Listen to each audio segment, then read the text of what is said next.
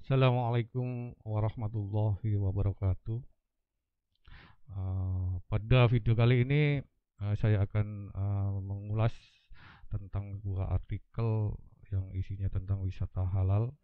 Kita akan mengulas secara mendalam sambil menyelam dan jangan lupa minum minuman dengan rasa pandan. Oke.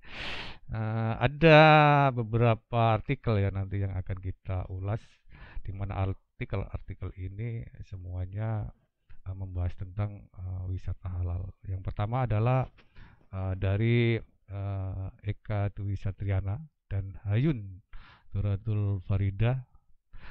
Beliau membahas tentang wisata halal, perkembangan, peluang, dan tantangan. Artikel ini diterbitkan di Journal of Halal Product and Research pada tahun 2018.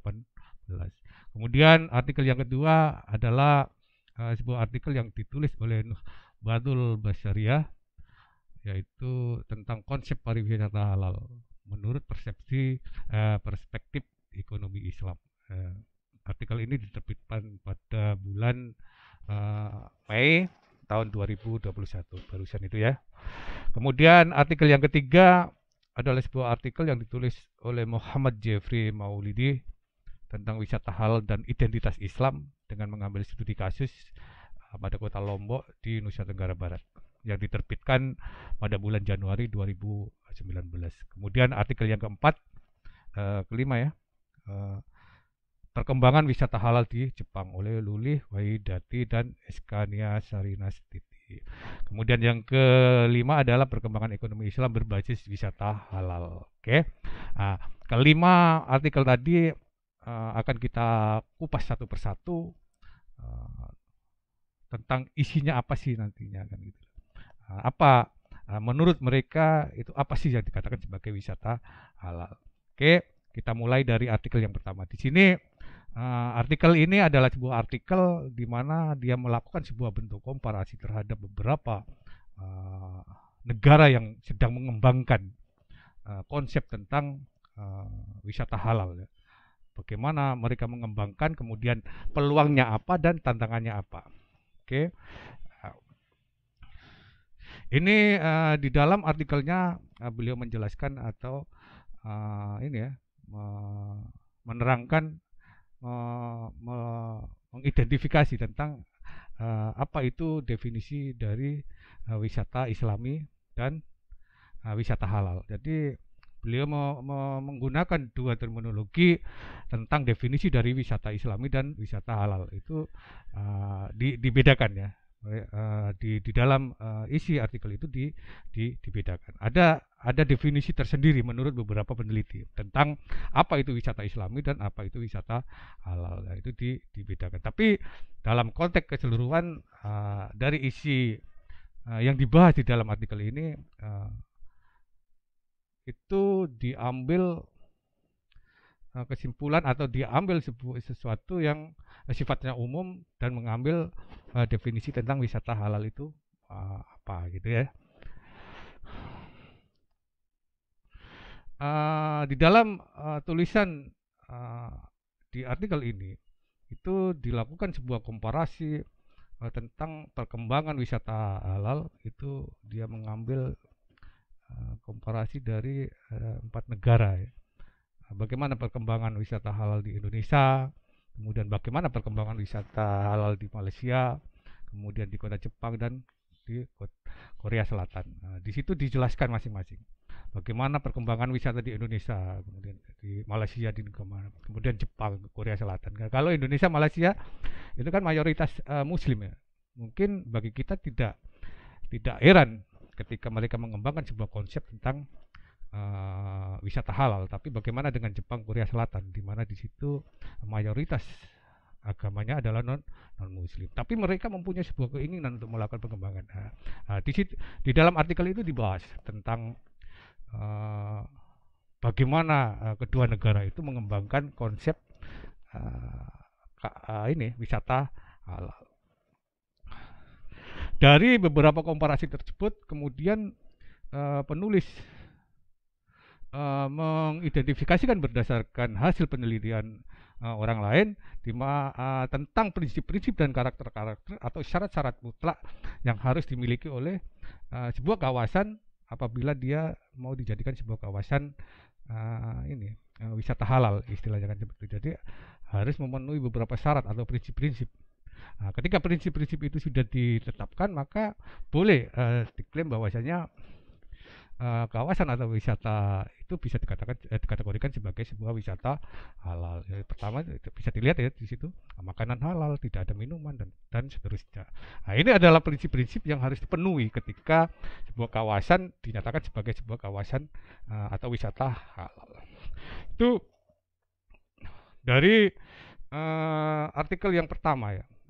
Kemudian ada artikel yang kedua tentang konsep pariwisata halal menurut persepsi ekonomi Islam. Nah, di sini penelitian ini tujuannya adalah memberikan sebuah bentuk gambaran atau penjelasan tentang bagaimana konsep pariwisata halal menurut pendekatan sistem ekonomi Islam.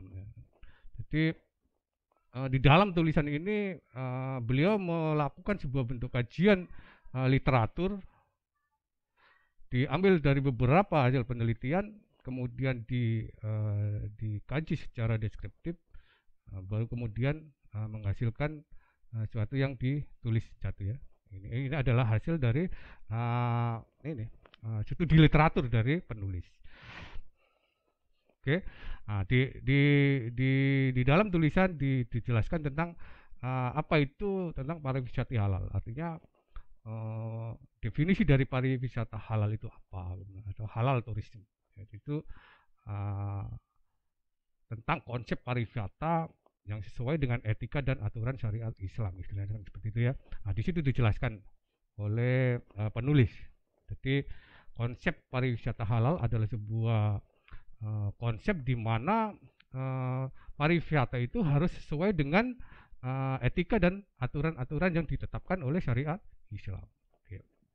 Nah, metodologi yang digunakan oleh penulis itu adalah metode deskriptif eksploratif. Artinya penelitian ini adalah sebuah bentuk penelitian yang tujuannya adalah memberikan atau menjabarkan suatu keadaan atau fenomena dengan menggunakan prosedur-prosedur ilmiah untuk menjawab sebuah permasalahan secara ilmiah, secara aktual berdasarkan konsep dan pandangan tertentu. Artinya satu.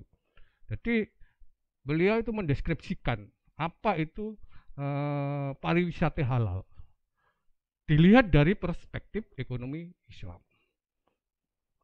Nah, jadi dia menggunakan 3 pilar ekonomi dalam ekonomi Islam di dalam menjawab permasalahan yang dia cetuskan tentang konsep pariwisata halal. Jadi beliau menulis tentang artikel ini itu dengan menggunakan 3 pilar ekonomi dalam ekonomi Islam yang ini satu ya, yaitu tentang kepemilikan, kemudian pemanfaatan kepemilikan dan pengelolaan. Jadi ketiga pilar ekonomi ini dijadikan sebagai dasar atau landasan acuan di dalam mendefinisikan apa itu konsep pariwisata halal menurut perspektif ekonomi Islam. Jadi ini sebuah bentuk pandangan ya, mendeskripsi, memberikan sebuah bentuk penjabaran dari konsep konsep ekonomi Islam, dari konsep ekonomi Islam kemudian dibawa ke dalam penjelasan atau untuk memberikan sebuah bentuk penjelasan tentang apa itu pariwisata halal. Oke. Kemudian yang ketiga, ini adalah sebuah artikel yang isinya memberikan sebuah bentuk penjabaran karena metode yang digunakan adalah metode kualitatif dengan pendekatan sejarah dan sosiologis. Artinya di dalam memberikan sebuah bentuk penjelasan tentang apa itu wisata halal dan bagaimana implementasinya, penulis menggunakan pendekatan sejarah dan sosiologi. Artinya bagaimana budaya kultur yang ada di daerah ini. Karena artikelnya ini merupakan sebuah artikel penyelesaian studi kasus ya. Jadi studi kasusnya itu dilakukan di Lombok, Nusa Tenggara Barat, di mana NTB adalah salah satu dari 13 provinsi yang mempunyai komitmen di dalam mengembangkan kawasan wisata halal. Ya, pendekatan pendekatan-pendekatan yang digunakan oleh penulis uh, itu menggunakan tadi yang sudah saya jelaskan bahwasanya pendekatan yang digunakan oleh penulis adalah sebuah bentuk pendekatan kualitatif. Jadi beliau menggunakan rujukan literatur sejarah dan analisis sosiologis dengan mengaitkan aspek perubahan sosial, kemudian interpretasi atas nilai-nilai budaya Islam. Jadi pendekatan sejarah dan analisis sosiologis dari perubahan-perubahan, aspek-aspek perubahan yang ada di dalam sebuah masyarakat itu dijadikan sebagai rujukan, sebagai acuan di dalam mendefinisikan apa itu wisata halal. Ya. Dari definisi-definisi tersebut, kemudian karena tadi sudah saya katakan bahwasanya Provinsi Nusa Tenggara Barat adalah salah satu provinsi yang mempunyai komitmen dari 13 provinsi di Indonesia yang mempunyai komitmen untuk mengembangkan sebuah wisata halal, ya, maka penulis mencoba untuk menjelaskan implementasi apa saja yang sudah dilakukan ketika daerah atau provinsi NTB itu mencoba untuk menjalankan komitmennya. Jadi implementasi wisata halal dan pembangunan zona ekonomi khusus di daerah Lombok itu implementasinya bagaimana? Jadi mereka mencoba untuk memperbaiki berdasarkan prinsip-prinsip atau syarat-syarat utama untuk memenuhi kriteria-kriteria tentang wisata halal. Jadi mereka mencoba untuk memenuhi kriteria-kriteria tadi, sehingga penulis mencoba untuk mendefinisikan atau mengidentifikasikan apa saja yang sudah dilakukan oleh daerah Lombok dalam mengimplementasikan wisata halal. Itu dijelaskan di situ. Kemudian selain itu penulis juga menjelaskan tentang dampak sosiokultural wisata halal bagi masyarakat lokal Lombok. Jadi di situ dijelaskan bagaimana kondisi kultur budaya di daerah Lombok ketika implementasi wisata halal itu diberlakukan. Dibahas dengan detail di dalam artikel ini. Nah, kemudian artikel selanjutnya adalah pengembangan ekonomi Indonesia berbasis wisata halal. Ditulis oleh Fitrianto, ya. Nah, di situ beliau membuat sebuah studi literatur tentang ini peluang-peluang tentang ini banyaknya kunjungan wisatawan ke Indonesia, dan itu dijadikan sebagai tolak ukur di dalam mengembangkan perekonomian dengan basis wisata halal. Jadi, kalau kita lihat di dalam tulisan juga dicantumkan, ya, data-data tentang kunjungan wisatawan, kemudian penerimaan devisa dari aspek pariwisata, ya, dari pariwisata. Kemudian berapa kunjungan wisatawan mancanegara ke Indonesia, itu sudah itu yang anehnya itu, ya, di mana Indonesia sudah mempunyai destinasi yang luar biasa, tapi di dalam kawasan ASEAN Indonesia menempati urutan keempat, ya, di dalam jumlah kunjungan wisatawan mancanegara.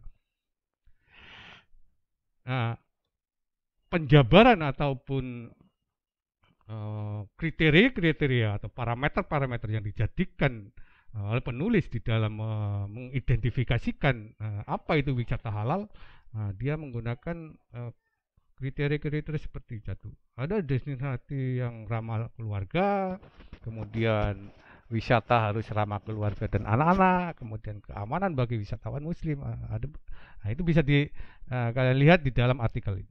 Di situ kriteria-kriteria yang dijadikan sebagai dasar di dalam menentukan apakah sebuah wisata itu bisa dikatakan sebagai wisata halal atau wisata yang konvensional, itu penulis menggunakan acuan ini. Ini data ini, ya, skor nilai ya, top halal tourism destinasi 2019. Di Indonesia menempati peringkat pertama sebagai negara yang berhasil mempunyai skor yang tertinggi di dalam pengembangan wisata halal. Nah, dari penjabaran itu diambil sebuah bentuk kesimpulan tentang bahwasanya sektor pariwisata yang mulai berinovasi itu menimbulkan sebuah tren di dalam mengembangkan yang namanya wisata halal. Dari tren wisata halal itu muncul seiring dengan sebuah tuntutan masyarakat yang menginginkan wisata yang tetap tapi sesuai dengan syariat agama Islam, seperti makanan, kemudahan beribadah dan hal-hal seperti itu yang bisa dijadikan sebagai tolak ukur di dalam menetapkan apakah itu daerah itu termasuk daerah kawasan wisata halal atau tidak. Kemudian yang kelima terakhir adalah artikel tentang perkembangan wisata halal di Jepang. Ini termasuk sebuah kajian yang luar biasa ya. Kalau kita ketahui bahwasanya di Jepang itu adalah sebuah negara dengan mayoritas agama non Muslim, tapi mereka mencoba untuk mengembangkan konsep wisata halal. Jadi apa saja yang dilakukan, itu dikaji oleh Luffy, Waidati dan kawan-kawan. Konsep yang atau metodologi yang digunakan penulis di dalam melakukan penelitian ini itu adalah sebuah bentuk pendekatan kualitatif dengan metode studi kasus. Artinya mereka melakukan penelitian kualitatif dengan pendekatan studi kasus. Oke. Di dalam penelitian ini mereka menggunakan sebuah studi literatur di mana mencoba untuk menjelaskan tentang bagaimana pemerintah Jepang itu mengembangkan sebuah konsep wisata secara umum. Nah, itu ada yang namanya konsep omotenasi, di mana itu adalah sebuah konsep atau aktivitas dengan mengutamakan keramahan dan membantu mereka dengan berbagai cara. Artinya mereka mengutamakan pelayanan terhadap wisatawan yang datang kepada mereka. Bagaimana mereka memperlakukan wisatawan, kemudian bagaimana mereka memberikan sebuah bentuk pelayanan yang bagus. Itu yang dasar atau acuan yang digunakan. Terlepas nanti apakah wisatanya itu adalah wisata halal atau wisata yang konvensional. Konsep ini dijadikan sebagai dasar ketika mereka mencoba untuk mengembangkan yang namanya konsep wisata halal. Ini konsep ini juga dijadikan sebagai dasar. Bagaimana mereka memberikan sebuah bentuk pelayanan yang bagus terhadap wisatawan Muslim. Itu ya. Jadi itu yang dijadikan sebagai dasar ketika mereka ingin mencoba untuk mengembangkan wisata halal. Itu dilihat dari ini kebutuhan pengembangan wisata halal di Jepang. Jadi mereka mencoba untuk mengidentifikasi tentang kebutuhan orang-orang Muslim, kebutuhan non Muslim. Itu mereka identifikasi. Kemudian dicoba dikembangkan. Jadi, kebutuhan orang Muslim ketika ingin mereka datang ke Jepang, kebutuhannya itu sudah terpenuhi sarana prasarananya, kemudian tempat ibadahnya, kemudian makanannya, kemudian itu ya sarana prasarananya, kemudian itu semuanya dikupas di dalam artikel ini ya. Ini ditampilkan ya berapa jumlah tempat ibadah, kemudian berapa jumlah restoran yang ini ya menyajikan makanan halal gitu kan. Kemudian bahkan ini ada toilet yang sudah disesuaikan dengan kebutuhan atau kebutuhan masyarakat Muslim ya. Nah, itu sudah disesuaikan. Oke. Nah, itu yang bisa saya sampaikan tentang beberapa artikel yang mengulas tentang wisata halal. Jadi dari beberapa artikel itu kalian bisa menjadikan sebagai rujukan di dalam melakukan pengembangan tentang apa sih ya nanti yang akan saya bahas. Ketika saya mengambil tema tentang wisata halal, nanti apa yang harus saya ambil. Itu bisa kalian jadikan sebagai rujukan. Terima kasih. Wassalamualaikum warahmatullahi wabarakatuh.